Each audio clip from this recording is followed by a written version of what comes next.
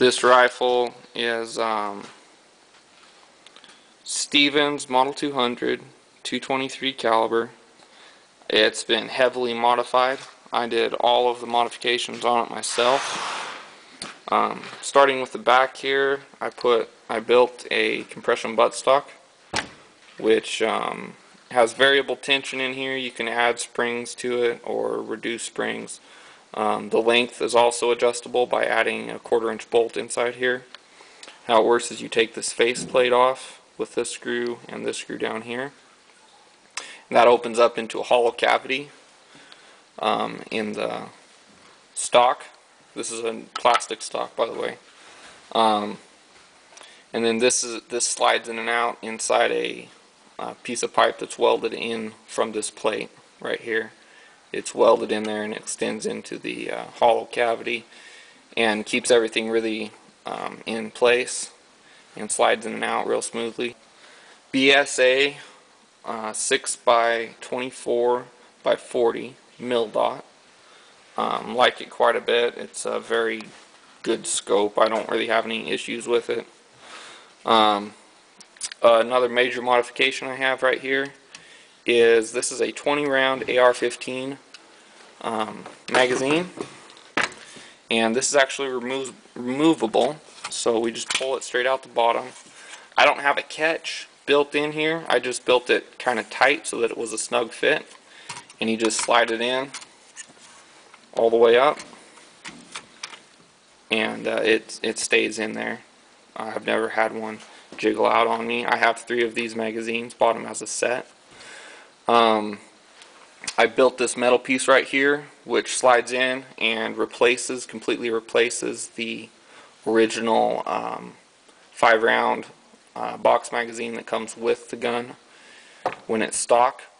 And I built this metal piece so that it just slides right into the same grooves on the rail, on the frame, as the original magazine. So I didn't cut or weld on the gun at all. This is attached to the rail, only the rail. So if I take this stock off, the frame rail comes straight out.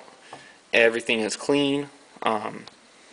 No big holes, no extra bolts or anything. It slides in, and it's retention based, so it just it holds it by itself. There's no bolts or screws or anything like that. It's just a good fit.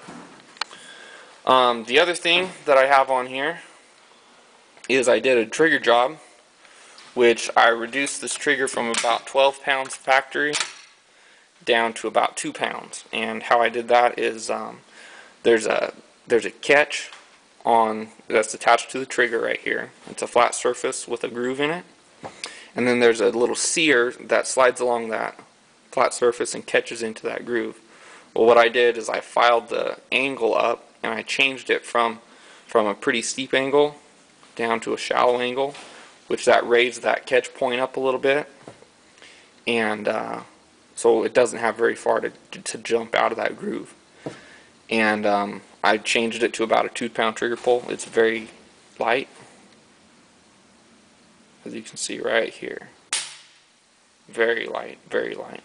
Barely even have to touch it. Very safe. I've never had any problems with it. The safety works.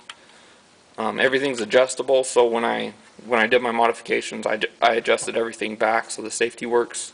There's no over travel on the trigger at all. It's very crisp. And overall, I like it quite a bit. It's very awesome to shoot. Painted the barrel flat black, and the stock I painted flat black and added these stripes. Gives it a pretty good look, I think. And of course added a bipod. This is a collapsible 3x9 or 6x9 bipod.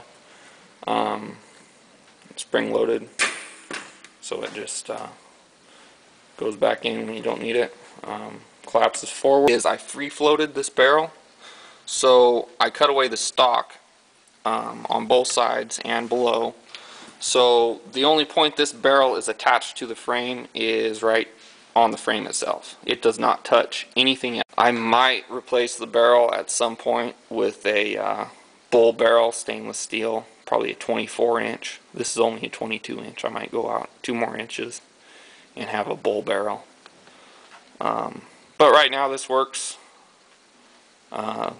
Heavily modified Stevens 200 model. So just thought I'd show everybody that.